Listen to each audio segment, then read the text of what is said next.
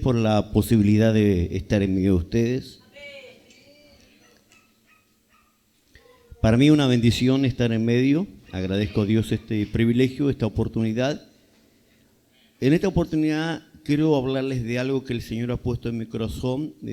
Estando en Argentina, en la Convención de Argentina, tenía que predicar y exponer el día domingo. Y el Señor me dio esta palabra. Y de verdad me bendijo y tiene que ver con la fe, ¿ya? Pero tiene que ver más con qué clase de Dios tiene tu fe.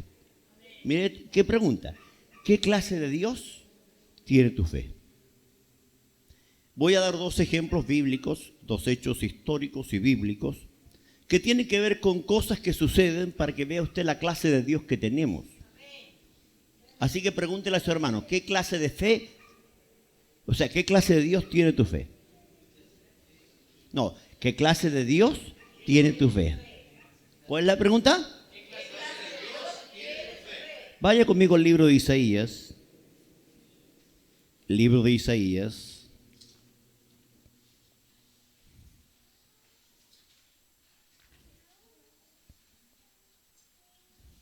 Capítulo 44.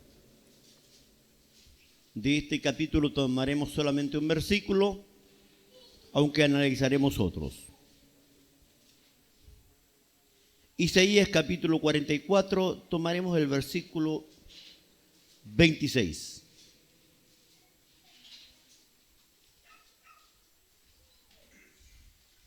Damos lectura a esta palabra en el nombre de Jesús. ¿Y todos dicen? Amén.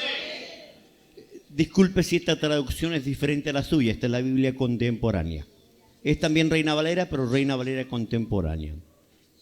Yo soy el que afirma la palabra de su siervo y cumple el consejo de sus consejeros, de sus mensajeros. Yo soy el que dice a Jerusalén, volverás a ser habitada. Y a las ciudades de Judá, ustedes serán reconstruidas. Yo levantaré sus ruinas. Es tu palabra, Señor, y te doy gracias por cómo está escrito este párrafo, por lo que aquí dice, por lo que nos quieres enseñar a través de estos párrafos, por lo que tu palabra nos revela. Oro, Dios, que me des la sabiduría, la inteligencia, la gracia para poder enseñar y a tu pueblo oídos para oír. En el nombre de Jesús. Amén y amén. Dé la gloria al Señor. Alabado es tu nombre.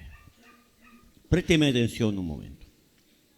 Si alguien no conoce la historia y lee este párrafo, pensaría que Jerusalén está destruida, pero no está destruida. En este momento que se está leyendo la profecía, no está destruida. Entonces, ¿por qué Isaías dice, yo levantaré tus ruinas? Jerusalén será reconstruida. Es raro que alguien que está en una ciudad que está construida, que no está en ruinas, que no está destruida, diga estas palabras. ¿Pero por qué dice estas palabras? Porque son palabras proféticas, que significa que van a suceder, que va a ocurrir. Isaías está hablando más o menos en el año 600 antes de Cristo. El imperio que está en ese momento es el imperio asirio. Pero el 45, Isaías 45, es más grave todavía. Si a usted le parece raro que el profeta diga que Jerusalén va a ser reconstruida, es más raro Isaías 45. Mire lo que dice el texto. Yo, el Señor, digo a Ciro, mi ungido. Nada más. Ciro no existe. No está vivo. Ciro es el gobernante del imperio Medo-Persa y el imperio Medo-Persa ni siquiera ha existido en ese momento. El imperio que está es el imperio sirio. Tienen que pasar más de 150 años hasta que aparezca Ciro.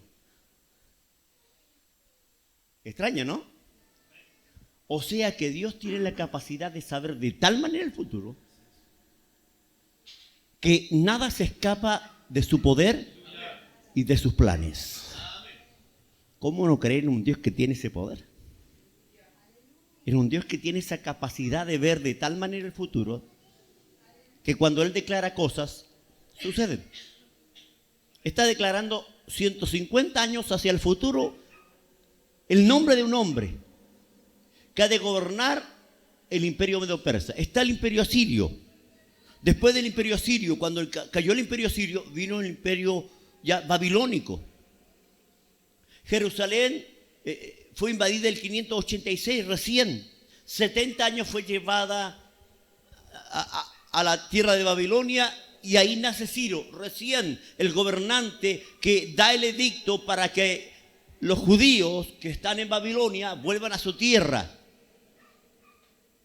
Todo eso está en la mente de Dios ya. Dios ya lo sabe. Dios ya lo conoce.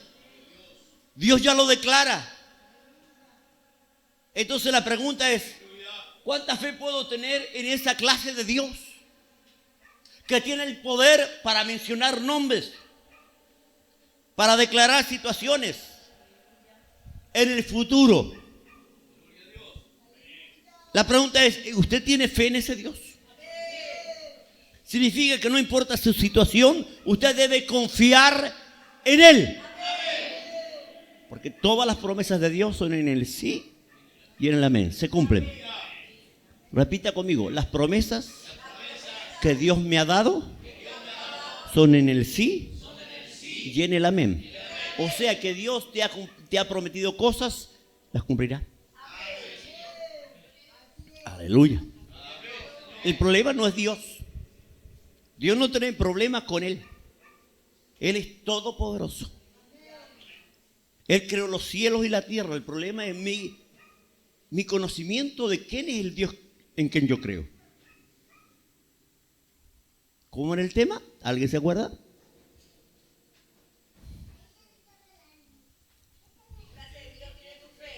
¿Qué clase de Dios tiene tu fe? Porque esa es la realidad. Yo puedo creer en Dios, pero ¿qué clase de Dios es Él? ¿Cuán grande es para mí ese Dios? ¿Cuánto puedo confiar en Él? ¿Cuánto puedo acercarme a Él y saber que todo lo que Él dice en su palabra se cumple? Aún más, Dios nos desafía en esta fe. Dice de esta manera, si tuvieras fe como un grano de mostaza, vería este monte, échate al mar y se haría. Dios tiene un problema que Jesús mismo dice. Cuando el Hijo del Hombre venga, ¿hallará fe en la tierra? La gente viene a la iglesia, la gente está en la banca, la gente está sentada, pero la gente no cree en Dios. Porque si usted cree, usted viviría lo que cree. ¿Alguien diga amén?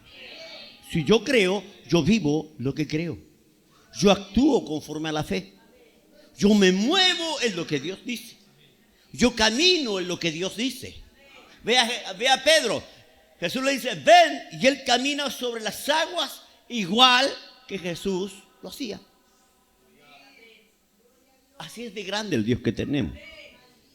Entonces, cuando hay dudas, cuando hay temor, ese Dios es anulado. Cuando usted no entiende que fe es creer y creer es hacer. Santiago lo dice de esta manera.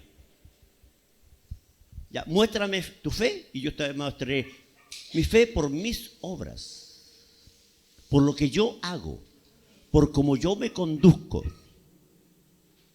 Amén. Porque el problema más grave de la gente y el problema de la iglesia de hoy es nuestra fe. Si no, los enfermos sanarían. Amén. Si no, los que tienen problemas serían solucionados así. Si tenemos fe. El problema nuestro, hermanos, el problema grande que Dios tiene con nosotros es nuestra fe. Nuestra poca y débil fe. Porque no tenemos un Dios grande acá, en nuestro corazón. No creemos en el Dios todopoderoso. Limitamos a Dios. Y esa es una realidad en la Biblia. Gente limitó a Dios. Creyó que Dios no podía. Pero Dios todo lo puede. Dios todo lo puede. Voy a darle un ejemplo. Según la cosmovisión de los judíos, de los israelitas, el mar no tenía fondo, no había. Todo el mar era abismo. ¿Me entiendes? No tenía tope abajo. Entonces, cuando Dios abre el mar rojo, los israelitas no solo se sorprendieron que abriera el mar rojo, sino que había piso. Había tierra. Entonces ellos escriben esta frase: Dios crea caminos donde no los hay. El camino estaba, ellos no lo veían. Dios sabía que estaba, Dios sabía que estaba. El problema es que era la mente de ellos. No tenían la capacidad de entender cómo era el mundo que Dios había creado, de la manera que Dios lo había creado y del poder que Dios tiene para hacer las cosas que parecen imposibles. Amén. Escúchame bien, el capítulo 11 del libro de Hebreos está lleno de gente que creyó en Dios. Y esa gente hizo cambios tremendos en la sociedad donde vivió. Transformó el mundo en que vivía él. Porque tu fe y la mía pueden trastornar toda la obra del diablo. ¿Alguien diga un amén ahí? Otro caso claro es José. A mí me llama la atención lo que hace él. Vaya conmigo a su Biblia, por favor. Libro de Deuteronomio. Los últimos versículos del capítulo 50. Perdón,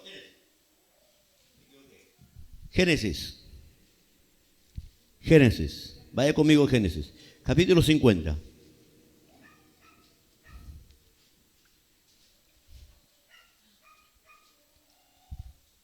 Vaya conmigo al versículo 25.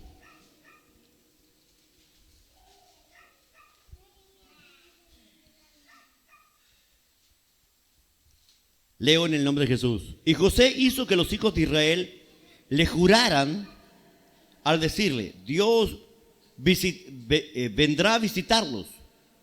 Cuando eso sea, ustedes se llevarán de aquí mis huesos. Si usted lee, por favor, el libro de Éxodo, el capítulo 13.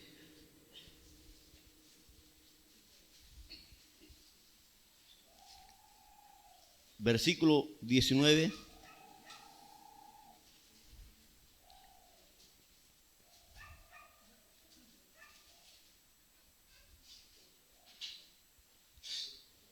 Leo: Moisés por su parte se llevó los huesos de José, pues él había hecho que los hijos de Israel se comprometieran con él cuando les dijo: ciertamente Dios vendrá a visitarlos. Cuando eso sea, ustedes se llevarán de aquí mis huesos. Fe hasta los huesos. Repita conmigo esa frase: fe hasta los huesos. Usted puede tener fe, pero escúcheme bien. José estaba vivo. Él había escuchado de su padre Jacob, que había escuchado de su padre Isaac, que había escuchado de su padre Abraham, que Dios había de llevar al pueblo de Israel a Egipto y que después de 400 años los habría de sacar para llevarlos a la tierra que él le había prometido a Abraham. Aleluya. Eso sí que es locura. ¿Creer eso?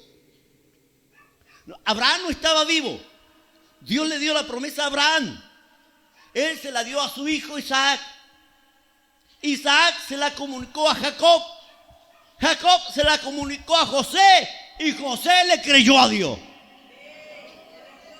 Le creyó. Dijo: yo voy a morir, pero Dios los visitará. Porque Él cumple su palabra. Él cumple su palabra. Él cumple su palabra. Amén. Dios es un Dios fiel. Lo que promete, cumple. Aquí lo vemos. José llamó a los hijos de Israel y los juramentó que llevarían sus huesos. Él iba a morir, pero su fe iba más allá de la muerte. Su fe no falló porque iba a morir. La pregunta es: ¿por qué no falló? ¿Por qué no falló? Porque José, cuando Dios le mostró que iba a ser el gobernador, creyó. Y a pesar de todo lo que pasó, Dios cumplió. Fue vendido por sus hermanos, fue llevado esclavo, de esclavo a la cárcel. Mal, todo mal. Y el diablo capaz que le diga: mira cómo te va, Dios te prometió cosas y esto está ocurriendo en ti. ¿Cómo es posible que tú le creas todavía a Dios? Él permaneció fiel. Él no cayó con la mujer de Potifar. Él fue fiel a su Dios, porque tenía fe en ese Dios. ¿Y ese Dios le cumplió? Claro, llegó a ser el segundo. Entonces cuando él entiende que el Dios que él sirve, no importa lo que pasa, cumplirá su palabra, él dice, yo voy a morir, pero la promesa que Dios le hizo a mi tatarabuelo se va a cumplir, porque Dios cumple. Dios cumple. Alguien diga conmigo, Dios cumple. Dios no falla, hermanos, Dios no falla. Dios no es un Dios cualquiera. Tu Dios es poderoso. Y a través de los siglos Él ha cumplido. Y contigo cumplirá. No importa lo que estés pasando, la batalla que estés teniendo, la lucha que estés teniendo. Dios está contigo y Él te llevará la victoria si tú le crees. Si tú le crees, conquistarás tierras, derribarás gigantes, derribarás muros. Lo que se pare frente a ti caerá por la fe que tú tienes. Porque el problema de la iglesia de hoy es una iglesia que duda. Es una iglesia que tiene miedo. Es una iglesia que no entiende el gran Dios que sirve. ¿Qué Dios tiene tu fe? Si el Dios que tú crees es un Dios grande, tú estarás confiado. Andarás feliz. Estarás seguro.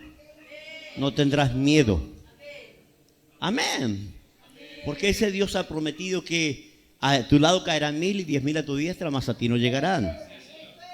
Que no tendrás temor de terror nocturno, ni saeta que vuele de día, ni pestilencia que ande en oscuridad, ni mortandad que en medio del día destruyan. Que a pesar de todas las batallas que tienes, Dios está contigo para darte victoria. ¿Sabe cuál es el problema nuestro? Nos desanimamos, decaemos, frente a las pruebas decaemos, frente a las luchas decaemos porque nos falta fe. Y nuestro Dios es pequeño. Si tu Dios es grande, la prueba es chica. ¿Alguien diga un amén a eso?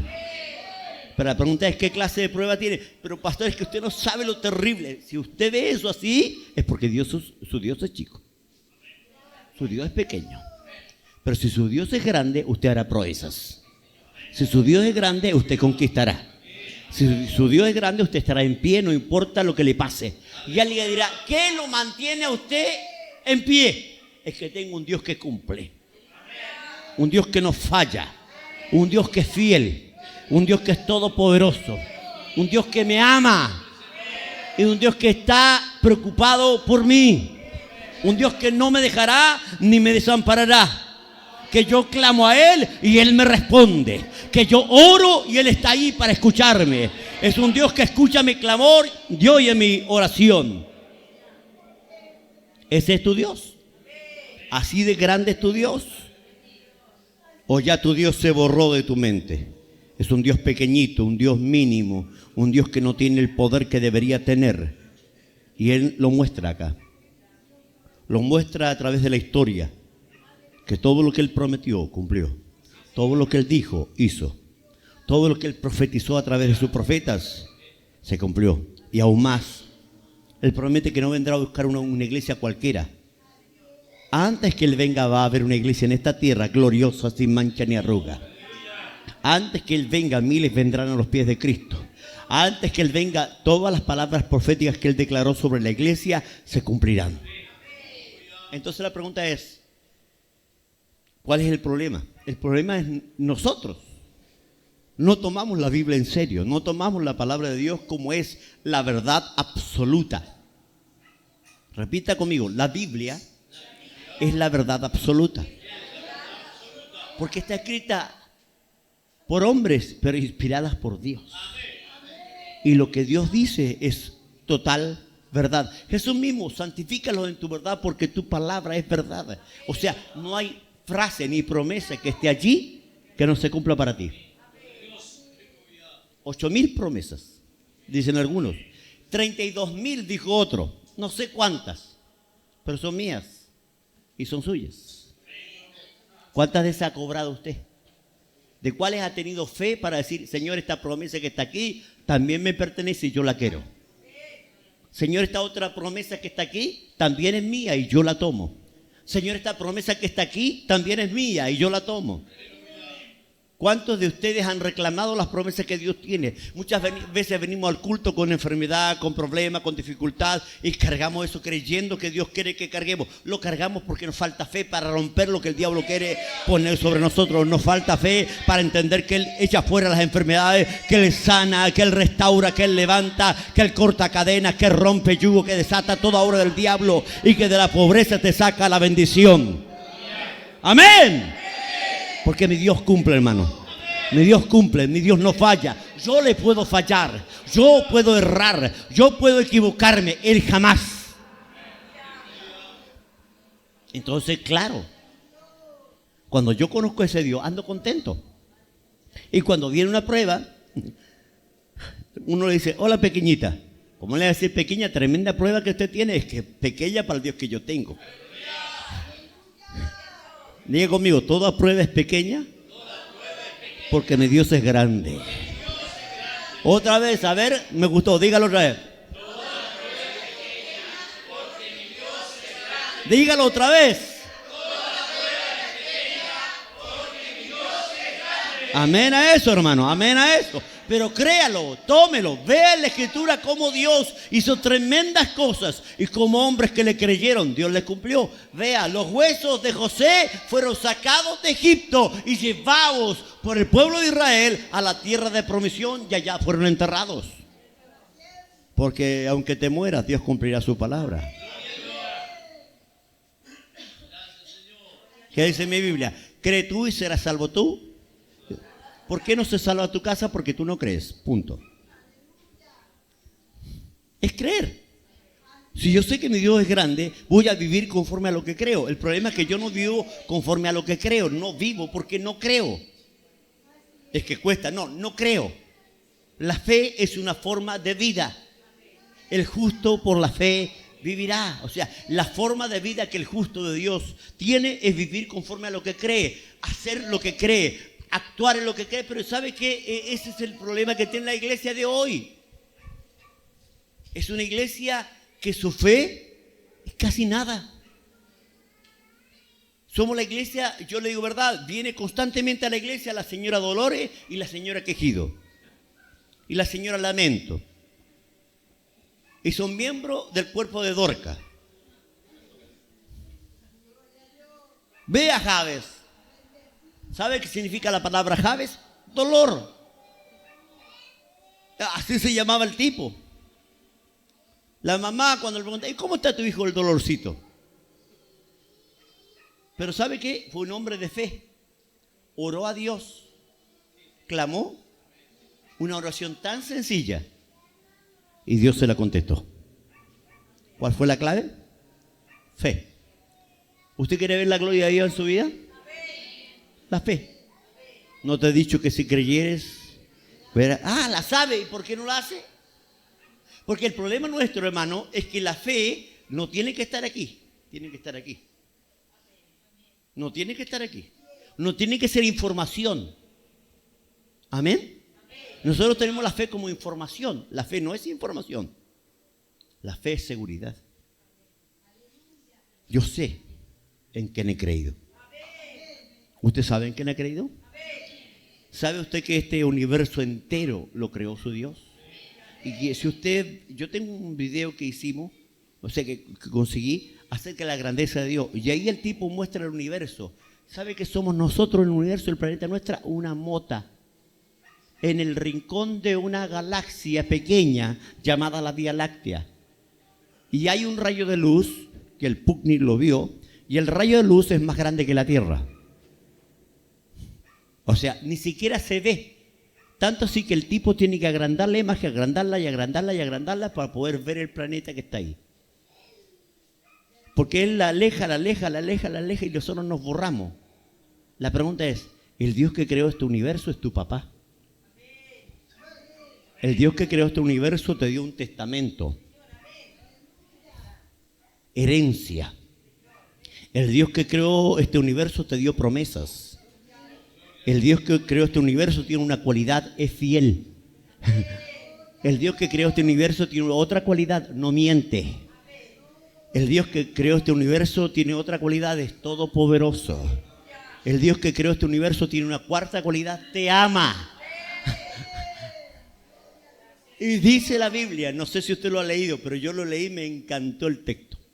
Dice, si no escatimó a su propio hijo, o sea, lo más grande que él puede tener es su hijo, ¿cómo no nos dará con él también todas las cosas? Perdón, si él no nos dio a su hijo Jesucristo, por amor a mí, por amor a ti vino y murió en la cruz, todo lo demás es vuelto. Todo lo que usted necesita. Es que, pastor, estoy enferma y no sé qué hacer. Clame, crea. Declare, dice la Biblia, la sanidad es el pan de los hijos. ¿Alguien diga un amén ahí? Es el pan de los hijos. O sea, perdón, mi alimento es estar sano. La palabra sotería, que es la palabra griega para salvación, es también la palabra griega para salud. O sea, parte de mi salvación es mi salud. Parte de mi salvación es mi gozo. ¿Qué dice David? No me quites el gozo de la salvación. Ser salvo es andar contento. Ser hijo de Dios es lo más grande que te puede haber pasado a ti. Que hayas conocido a este Dios es lo más grande que puedes haber visto tú en tu vida. Porque este Dios Mahoma no se compara, aunque los musulmanes se enojen conmigo. Alá no es nada delante del Dios que yo sirvo. El Dios que yo sirvo es más grande que el Budá. Es más grande que el Alá. Es más grande que cualquiera de los dioses que el hombre haya inventado. El Dios mío es el Dios verdadero. Y está dispuesto a darte todo. ¿Por qué vives así como vives? ¿Como viviendo en derrota? Si a través de Él te hizo más que vencedor. ¿Por qué vives triste? Si sabiendo que hay un Dios que está preocupado por lo más mínimo que te pueda ocurrir. Él da órdenes a sus ángeles acerca de ti. Dice, a ver, cuídenmela. No quiero que se tropiece. No quiero que le pase nada. Cuídela porque es torpe. En tu torpeza Dios te guarda. Quizás cuántos accidentes te podrían haber pasado. Pero ahí está Dios cuidándote. Tú eres infiel, pero Él es fiel. Tú no cumples, pero Él quiere cumplirte. Pero Él no puede mover su mano si tú no le crees. Él quiere que tú le creas. ¿Por qué es tan importante creer? ¿Por qué es tan importante creer? Porque a Dios le agrada a los que le creen. Porque cuando tú no le crees, le haces mentiroso. Él dice, ¿cómo no me puede creer? Viendo todo lo que he creado para Él. Hay un párrafo que aparece en internet, lo leí y me gustó mucho. Dice, ¿viste el amanecer que te hice hoy? Si no lo viste, te hago otro mañana. Una de las cosas que me encanta de Dios es que Dios se preocupó de darnos todo lo mejor. Todo lo hizo para nosotros, por nosotros. En el universo entero, Él está preocupado de un planeta. Y en ese planeta tan pequeño, tan ínfimo, está preocupado por unas criaturas muy pequeñas. Y esa criatura se llama el hombre. Y amó de tal manera al hombre. De tal manera amó que dio a su hijo unigénito. Yo creo eso. Yo creo que Él me ama. Yo creo que Él me ama de tal manera que me dio a su hijo. Y si Él me ama tanto, ¿cómo no me dará con Él también todo lo que yo pido? ¿Cuál es el problema? Mi fe lo limita. No es porque Dios no tenga poder para hacer las cosas, pero Él no puede moverse si yo no le creo. Porque el que se acerca a Dios tiene que creer que hay Dios. Y que es galardonador de los que le buscan. Buscar a Dios significa apartarse de todo mal. Yo creo en Dios y me aparto de todo mal. Este es el problema. Mi fe achica a Dios. ¿De qué porte es el Dios de tu fe? ¿De qué porte es el Dios de tu fe? Cada uno tiene un Dios del porte de su fe. Si usted cree, la gloria de Dios se va a mover alrededor suyo. Y alguien le va a preguntar, oiga hermano, ¿por qué cuando usted ora las cosas suceden? Porque yo no sé que existe, también creo que es poderoso para oír mi oración. A mí me llama la atención cuando Jesús ora. Él dice esta frase: Padre, yo sé que siempre me has oído. pero oro por causa de estos. Perdón, oró por causa nuestra. Pero él sabía que el Padre siempre estaba a su oído atento a escuchar su voz. ¿Lo estará atento a escuchar tu voz? Tanto así, miren, los judíos no tuvieron esta cualidad. Ellos llamaban a Yahweh, que es el nombre correcto de Jehová. Jehová es una transliteración mal hecha. Pero Yahweh, que es el nombre correcto de Dios, ¿ya? A los israelitas jamás les permitió llamarle Padre. Cuando ellos oraban Yahweh, bla, bla, bla, bla, bla, bla. Listo. Pero a nosotros nos dice, cuando oremos así. Padre nuestro. Ustedes no oran a cualquiera. Hay una relación entre tu vida y mi vida, dice Dios. Yo quiero que haya intimidad entre los dos. Que conozcas cuánto te amo y cuánto he hecho para ti. Así como Dios planificó a Ciro, Dios te planificó a ti. Y te llamó. Y te tiene aquí. Y te quiere decir, conóceme. Porque mientras más conozcas de mí, más feliz serás. Porque mientras más creas en mí, más feliz serás. Porque mientras más estés consciente de que yo existo y que tengo todo el poder, más de los problemas que hoy tienes desaparecerán. Muchos de los problemas que tenemos es por causa de que en nuestra mente nos olvidamos que hay un Dios poderoso que está de nuestro lado y que está dispuesto a ayudarnos. ¿Usted tiene problemas? ¿Quién no tiene problemas aquí? ¿Tiene problemas? Pues su Dios tiene el poder para llevarse el problema, para vencer la prueba, para levantarle frente a la tormenta, para ponerle en pie frente a los gigantes, para derribar los muros que han cerrado tu camino y para sacarte del hoyo cenagoso y poner tu pie en piedra y ponerte un cántico nuevo y hacerte victorioso. ¿Hay algo que te amarga? Dice mi Biblia, no sé la tuya, la mía dice, por nada estéis afanosos. O sea que nada te preocupe, si no sean conocidas vuestras peticiones delante del Señor. ¿Pero qué voy a pedir por esto? ¿Qué voy a pedir? Pida. Dios está ahí para contestar. Porque te ama. Y te ama más que tu esposo, más que tu padre, más que tus hijos, más que cualquier ser que te haya amado. Te ama Dios. ¿No te contestará? Él dice, ¿por qué no me pides? Pídeme. Pídeme y te daré por herencia a las naciones. ¡Wow! ¡Qué grande es mi Dios! ¡Qué dulce es este Dios! Usted tiene que conocerlo. No solo venía a cantarlo, conózcalo, búsquelo. Si de algo se ha de alabar el hombre, alábese en conocerme y entenderme. Entienda el Dios que sirve, no es un Dios cualquiera, no es un Dios enajenado, no es un Dios lejano, no es un Dios que se olvidó de usted. Él conoce lo que usted tiene, lo que usted necesita. Dice mi Biblia, deleítate a sí mismo en Jehová y Él te concederá las peticiones de tu corazón. Gózate en mí, alégrate en lo que soy yo, porque yo soy tu Dios. Te amo y quiero bendecirte. Alabe al Señor, alábelo, bendígalo, glorifíquelo, exáltelo. Porque Él es el Dios que nos llamó, no cualquier Dios, el Dios más grande, el más maravilloso, el eterno. Padre, gracias por ser nuestro Dios, gracias por llamarnos, gracias por ser tus hijos, gracias por poder adorarte, por poder bendecirte, por poder glorificarte. Bendito eres, Señor, digno de toda gloria, digno de toda alabanza, digno de ser exaltado. Oh Dios, que no seas un Dios lejano en nosotros, Señor, sino un Dios cercano, un Dios que nos ama, un Dios que nos quiere bendecir. Gracias, Padre, en nombre de Jesús.